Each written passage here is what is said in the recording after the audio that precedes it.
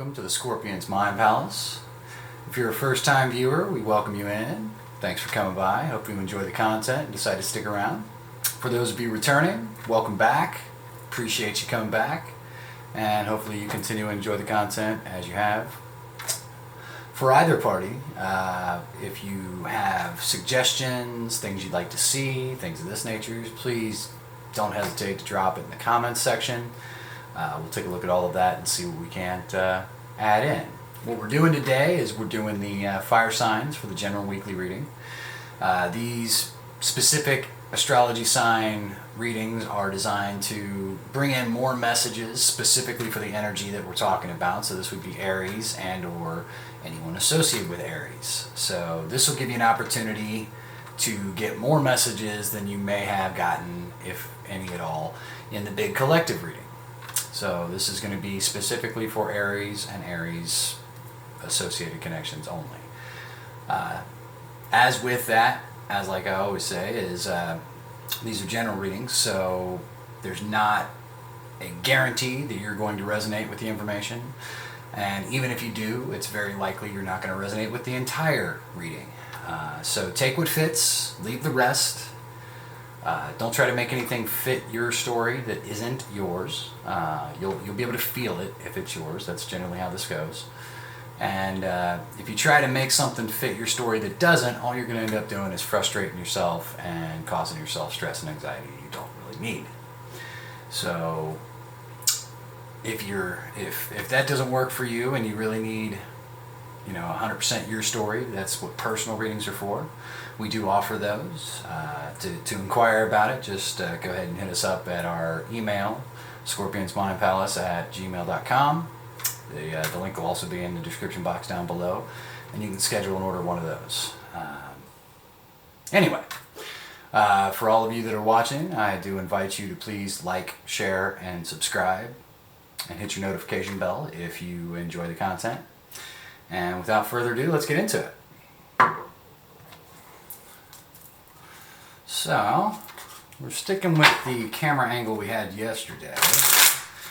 I like the way that it showed the cards. It gave a good angle. I did notice that I'm going to try to be more mindful of where my hands sit so that I'm not covering them up so much. I noticed I'm covering up the right hand cards, so we'll see if we can avoid doing that. And otherwise optimizing things as we have been. Going forward, I'm going to try to hopefully have these videos out earlier on in the week. They're coming out a little later this time because we got started a little later. We launched the channel with the big collective read on a Monday, and then just kind of been catching up ever since. Normally I would like to have the general weekly readings out by Monday or Tuesday at the latest, so that you have all that information for you going through the week, and then we'll fill in the rest of the videos throughout the week with other stuff. So let's get into it. So above the reading, you've got the Seven of Cups. Below the reading, you have the Six of Swords. In your overall hopes, you have the Nine of Swords. In your overall challenge, you got the Ace of Cups. Some interesting stuff. Alright, in the spread you got the Six of Cups, Seven of Pentacles, Seven of Swords, and the Five of Cups. Wow, okay. Interesting.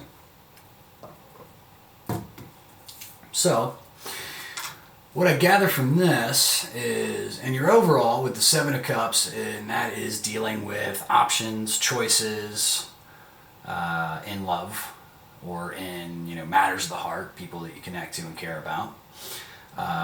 Some of them being good options and choices, some of them being bad options and choices. Now this card can also reflect the illusion or fantasy of choices. So it could be that you think you have a lot of options, or that people are options available to you that actually aren't. Now this is going to be overshadowing everything throughout the entire reading and throughout your week, basically. So be mindful of your choices and be discerning on whether or not they actually are choices and options available to you, and not the illusion of.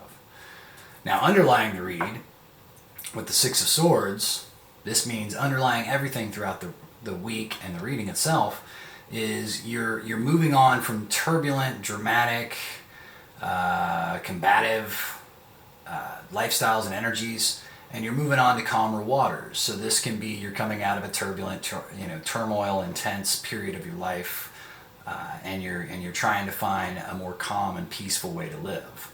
And that can include, either moving away from people. This can include removing certain people from your life that complicate and add too much drama. Things of this nature. Now, in your hopes, with that Nine of Swords, this is, and that seems like a weird card to be in the hope position, but what this kind of tells me is that you're hoping to have an ending to all the stress, anxiety, sleepless nights, mental conflict, and emotional intensity and stress that you've been dealing with. You're hoping that that's coming to an end. And with that Six of Swords underlying everything, it seems like that's the direction you're really trying to go to. So, yeah, and that's a worthwhile thing to have in your hope section. In your challenge section is the Ace of Cups. Now, to me, this says that since you've been dealing with such turmoil, conflict, stress, anxiety, and all that stuff, your ability to accept, entertain, notice, and allow into your energy new opportunities when it comes to love, connections, matters of the heart, you're having difficulty with it. This could be gun shy from past traumas, past hurts, to where you're afraid to have somebody come in. This can be not noticing people that are interested. This could be being disinterested in what's being offered. Maybe you just don't like what's coming in. It just doesn't do it for you. But regardless, that's the challenge you're going to be dealing with throughout the week, is that dealing with and accepting these new energies into your life. So in the spread, you got the Six of Cups. That's the nostalgia card. That's looking back fondly upon memories. That's past relationships, past connections, reviewing, remembering, and enjoying that. That's them potentially coming back. That's past life energy, soulmates energy, that kind of stuff. So when we clarify, we'll get better understanding of what's going on here. But with the Six of Cups going into the Seven of Pentacles, this is, you're really working towards trying to make some big changes in your life, to get away from drama, to get away from conflict, to get away from, it moves on to the Seven of Swords, which is the lying, deceitful, cheaty energy, that kind of stuff. So it seems like you're trying to get away from this unacceptable and unhappy sort of connections that are in your life. And then rounding, Seven of Pentacles speaks about, planting seeds and waiting for them to be harvested. So this is, putting in the work and effort to improve matters in your life. This can be in connections, this can be jobs, this can be home, it can be relationships, it can be all of that. Anything 3D world related can represent those pentacles. So it could be time, people, work, money, doesn't matter. Whatever it is, you're putting in efforts to make it better in the future by planting those seeds so that you can harvest them later. So you're working ahead to try to better yourself. And then the Seven of Swords, like I said, that's the deceit, lying, cheating, underhanded card. This is people are trying to get one over on you. They're playing you dirty, stuff like that. And then rounding off with the Five of Cups, this is, being weary, being, defeated, being unhappy in love. You're basically staring at your spilled cups and dwelling on them because, things haven't worked out. They've gone bad. Love never seems to play out for you. You always get done dirty, that kind of thing.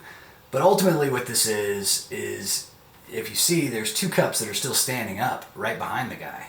And he's just not seeing them because he's too busy dwelling on these three cups that are overturned in front of him. So this is all about getting out of that mental energy of loss, lack of, and negative outcomes. So we're going to draw some clarifier cards so that we can kind of figure out what exactly is coming in and how this message really plays out. Right now it seems like you're just trying to manifest some big changes in how things, work in your life, which is great. And for me, it's fun to hear an Aries trying to eliminate conflict. That's great stuff. If anybody can do it, you guys could, I guess. Because you're the lords of conflict, impassioned battle, etc. So let's see what we got here as far as what this means for you and who these connections are, etc., to kind of narrow it down for you.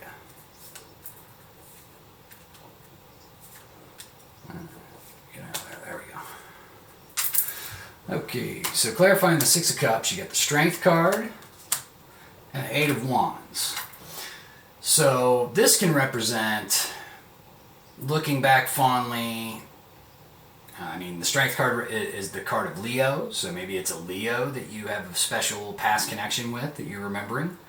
It could be looking back on when you were more confident, more, strong-willed, more empowered.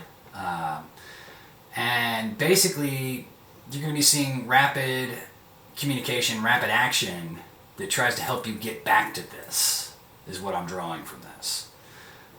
Maybe the remembering of this will help bring it back into your lives. It could play out that way. Now, moving on into the Seven of Pentacles. Seven of Pentacles is done by the Hermit and the Moon. Okay, so this is pretty straightforward.